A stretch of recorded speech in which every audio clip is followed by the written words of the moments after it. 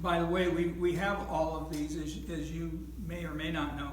We have every Sunday's videos of the lessons are on YouTube on PTGF, Porto Gracia Fellowship, Kyle, Texas. And you go on there, you can see them. And you can look under the playlists, and you can see, and there's other things in there too. There's music and all kinds of stuff. Do we have a church TikTok yet? Never will. Yeah, I know. Never will. That was satire. Yeah, yeah, Thank you. yes, yes. Lord, I apologize. All right, we're in Mark 12, verses 13 to 27, and I've entitled this, Set the Trap. And that doesn't mean you've got a mouse in your house.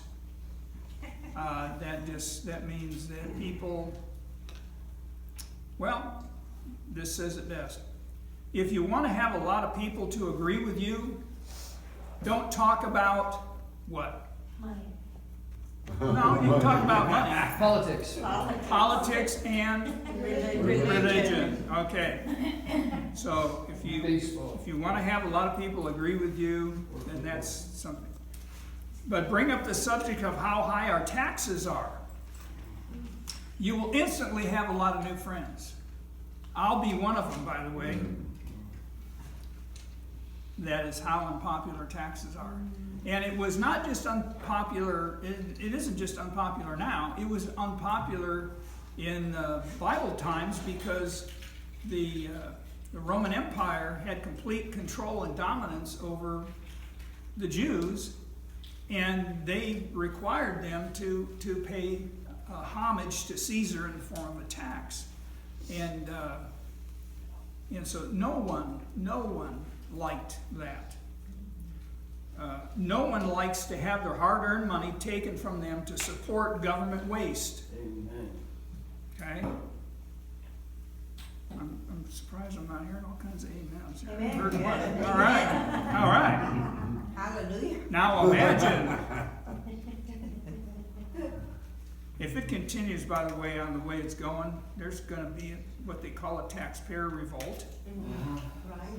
I was living in California when it happened there. Yeah. It took the form of Proposition 13. You're bigger than the Boston Tea Party, I tell you that much. Yeah. Now imagine if you were under the rule of a foreign power who wanted the people to finance their reign of terror over the people. We would probably be very angry and frustrated. For quite a while, the religious leaders had been plotting the death of Jesus. He was a thorn, no pun intended, he was a thorn in their sides, and they wanted more than anything to silence him. And the ultimate way to silence an unpopular speaker is to kill them. Yeah.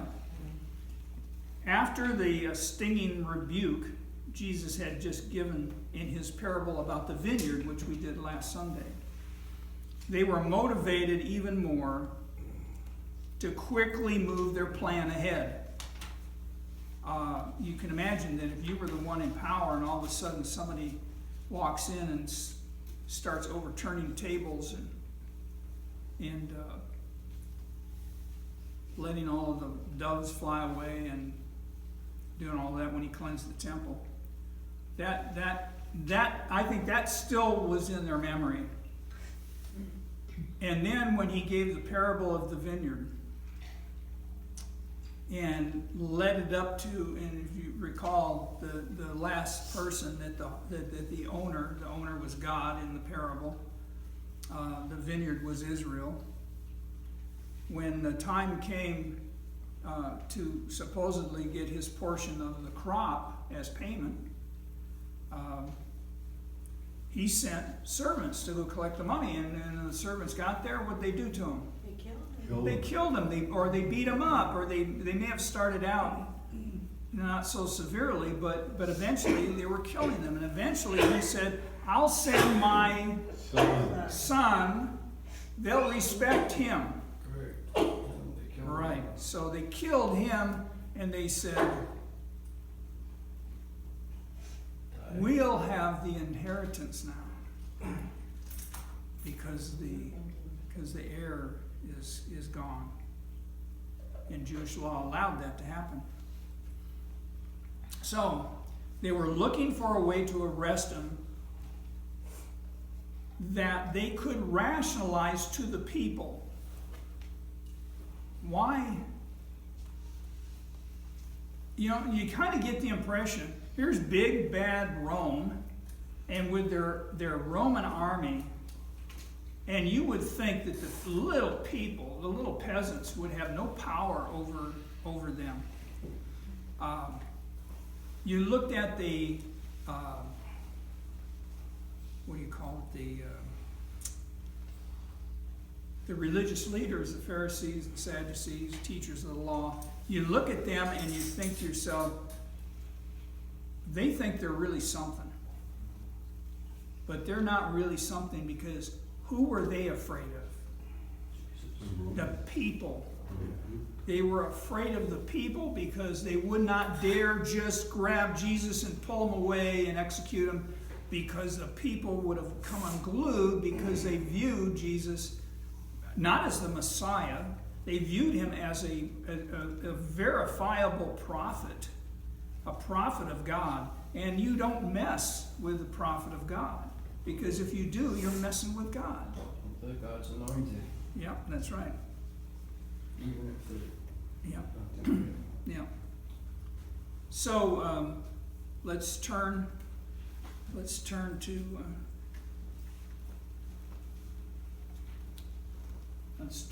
verse 13.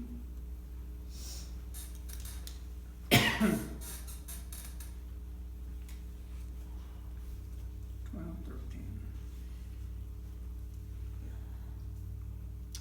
Okay. Later, it's always later, after the parable of the tenants of the vineyard. Later they sent some of the Pharisees and the Herodians. The Herodians were a group of people that, as you can tell by the first few letters and the word Herod, Herodians, they were followers of and loved whatever Herod did, which made them lovers of Rome. It was his entourage, right? Kind of. Well, maybe his more. disciples. Exactly. They sent some of the Pharisees and the Herodians to Jesus to catch him in his words. In other words, they were trying to set a trap for him. And first of all, we know they don't know who they're messing with. Yeah. They're not going to trap Jesus in anything. Yeah. They came to him and they said,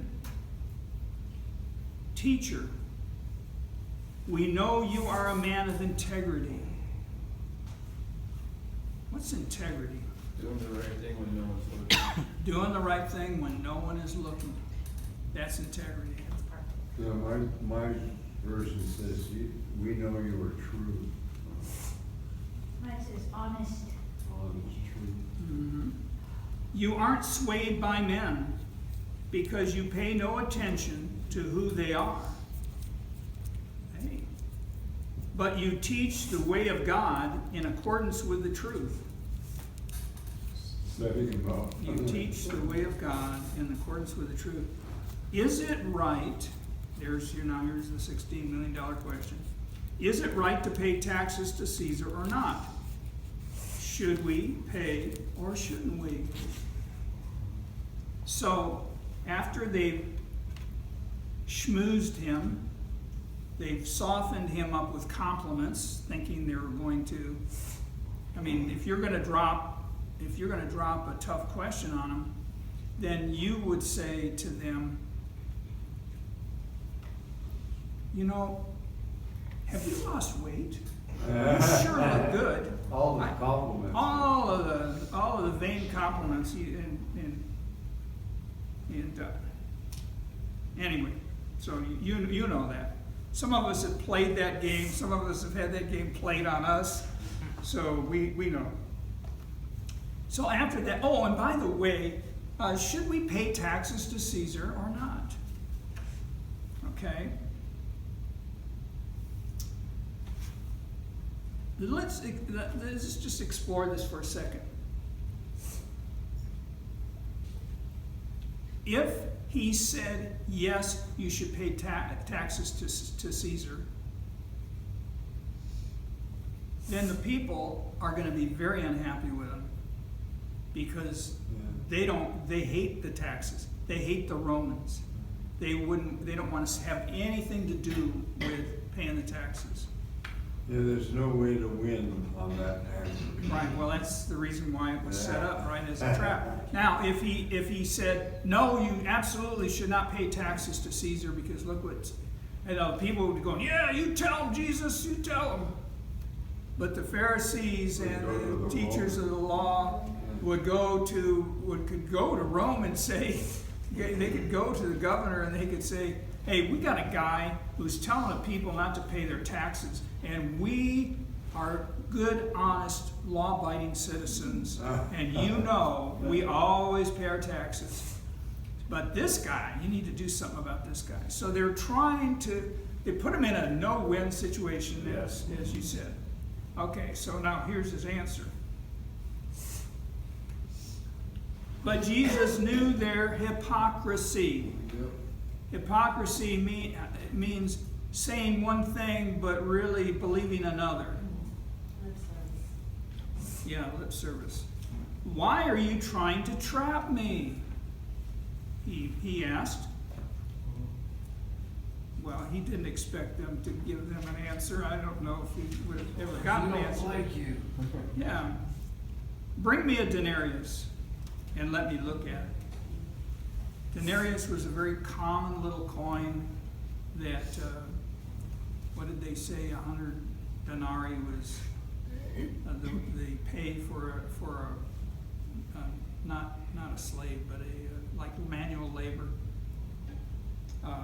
But it was and it is a coin that does have an image of Caesar on one face of it. Bring me a denarius and let me look at it. They brought the coin, and he asked them, whose portrait is this, and whose inscription? And they said, Caesar's, they replied. Then Jesus said to them, give to Caesar's what is Caesar's, and to God what is God's.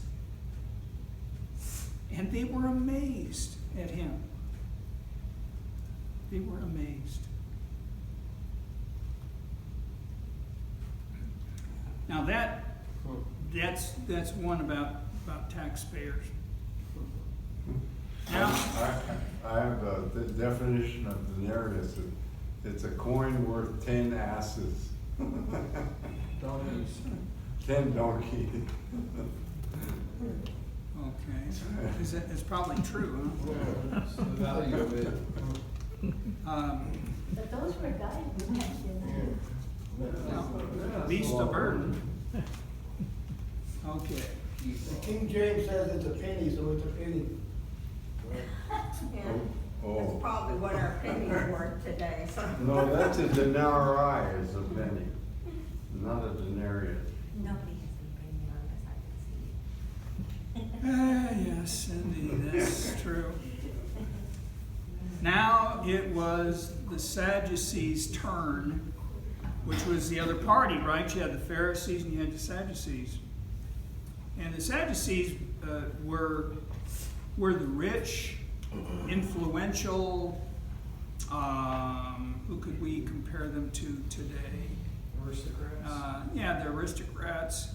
They were the ones that had position because of their wealth, prestige maybe because of where they went to school or whatever. The influence. Aren't they the ones that also didn't believe in the Trinity or something? What was it? They didn't believe in angels. They didn't believe in the resurrection. Yeah. There was a lot of stuff that they didn't believe in. What a bland perspective. Well, the Pharisees wanted to make sure everything was fair to see, and the Sadducees wanted to make sure that was sad. So this next section is called the marriage at the resurrection. Okay, after the they're talking about. Well, you'll see. Then the Sadducees, who say there is no resurrection, came to him with a question. Okay, so they don't even believe in a resurrection, but they're going to talk about the resurrection. Yeah, trying to trap them again. Teacher, they said. No, they don't even try to flatter him. They go right to it. Moses wrote for us that if a man's brother dies, see if you can follow this, because this is really, It's really pretty, weird. it's convoluted. If a man's brother dies and leaves a wife but no children, he is a happy man. No, the man must marry the widow and have children for his brother. Sounds fair, right? Continue family I line. don't know. I mean, you gotta, Not really. you gotta, well, it depends on your perspective, I guess. Yeah. It Yeah. says, From my perspective. Because this is when you had 7 or 8 brothers, right? Or more even. Well, the wife isn't a sister, it's a wife. Yeah. And so you got the one wife, and maybe she's barren. Maybe that's the reason why she didn't have any kids. We don't know that, but that's not even the point here. But the law says the man must marry the widow and have children for his brother. Yeah, that's not fair. Now there were 7 brothers, speaking of. The first one married and died without leaving any children. Okay, so It's so bizarre. this is the black widow who's marrying all these guys and they're all dying. Rabbi, if a train leaves from Chicago, All 7 of them.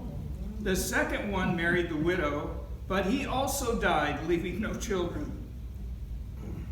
It was the same with the third. In fact, none of the 7 left any children. Wow. And I'm sure this woman wasn't in the middle, the grogginess of going to sleep, started calling. Paul, is that you? I mean, Luke, Bill. I mean, Which guy is it? let's see, which brother are we on? Before they could, Last of all, the woman died too. Oh. At the resurrection, I would say don't believe in. whose wife will she be? Since the 7 were married to her. This is like one of these puzzles, right? It's like a Mensa so puzzle. death to smart still counts. At the resurrections, whose wife will she be, since the 7 were married to her? I don't even know why they're asking him this, but Jesus replied. He's always up for a challenge. Are you not in error because you do not know the scriptures or the power of God? When the dead rise, okay, so now he's giving the Sadducees a lesson that maybe they'd never even thought about, I don't know. When the dead rise, they will neither marry nor be given in marriage. They will be like the angels in heaven. In other words, the fleshly life of searching after what you search after when you're married on this earth, that's passed away. You're living in the spiritual realm. You don't have the same needs and wants that you did when you were on earth. Now, about the dead rising, have you not read in the book of Moses? Okay, in the Moses, remember the book that, or I should say the book, the books, the writings of Moses, the first 5 books of the Bible, if you start with Genesis, was called the Torah, but it was also translated into Greek and was called the Pentateuch. So that was, remember, they had that, and they had some writings of Psalms and words of the prophets kind of thing, but they didn't have, quote, like a Bible, like we've got a Bible, right? So he says, have you not read in the book of Moses, in the account of the bush, the burning bush we're talking about, or we're talking about when Moses was up on Mount Sinai and he saw a bush on fire, but as he stood there, the bush never burned away. It just kept burning. Took off the sandals. And how God said to him, I am the God of Abraham, the God of Isaac, the God of Jacob. Okay, which is all true. Wasn't that the first time he kind of revealed himself in that way to Moses? Revealed himself. Yeah, I mean, like in a visual, the burning bush, it was. Well, yeah, all it says is the voice came out of the bush, Okay. the burning bush. He is not the God of the dead, but of the living. You're badly mistaken. Okay, you're badly mistaken. Okay, so I made sure that I wrote this down because this is one of those things where we ask ourselves, what's he talking about? The God of the dead and the God of the living.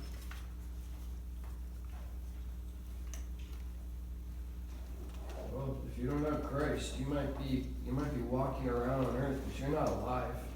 There's a lot of dead people walking around. Yeah, dead men walking. The Walking Dead. Yeah, pretty much. Jesus wants these Sadducees to understand that he isn't the God of the dead, which would have been Abraham, Isaac. He certainly the patriarchs, right? They were long since dead. But he was the God of the living. He was he wasn't, in other words, he didn't think of, the patriarchs meaning the forefathers of the Jewish, of the 12 tribes of Israel and so on, starting with Abraham, the first Jew, basically. They're not just dead bodies, but they have resurrected by the power of God, and they are alive. The Sadducees were trying to correct the doctrines of Jesus, what he was teaching. They didn't agree with them.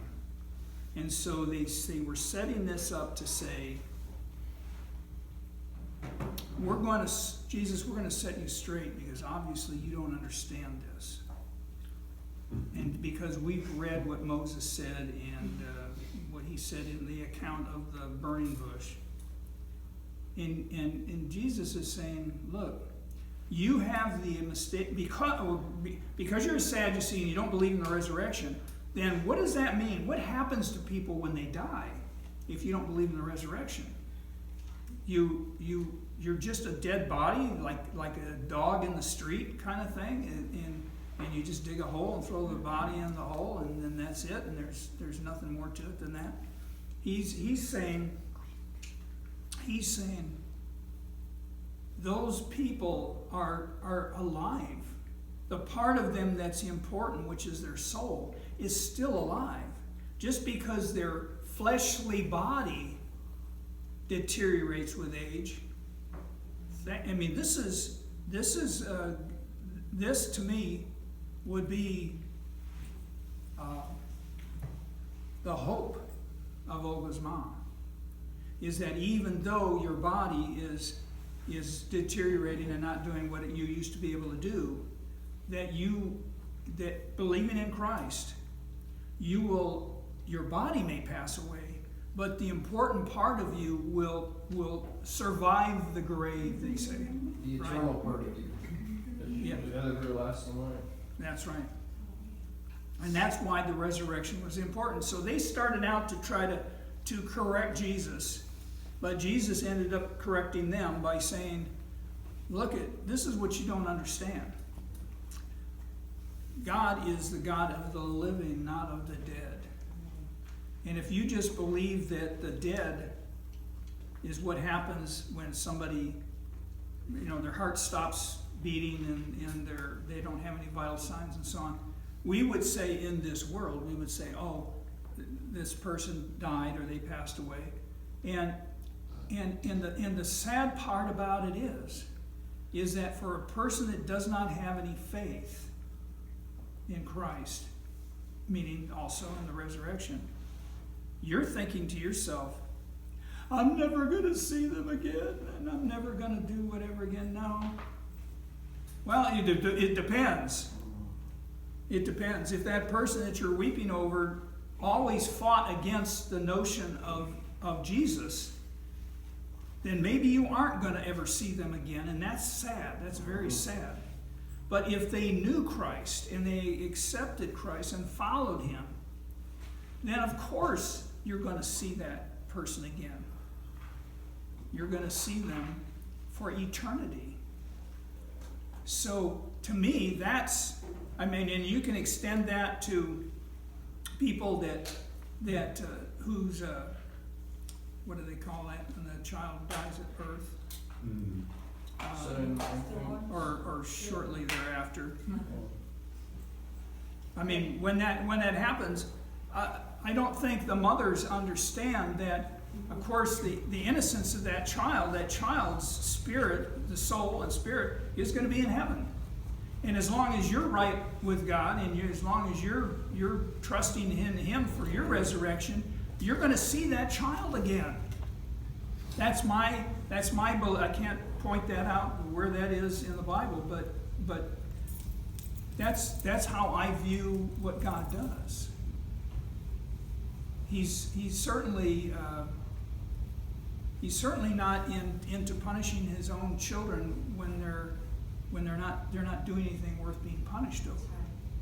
that's what I was saying about the Creator gives you these things that you love. How much more does the Creator gives you a child, knowing that you love that child? Sure. That Creator loves you, knows you, and the things that you loved on earth, he said, I'm going to prepare a place for you. It's not like he's going to admit, oh, I forgot that.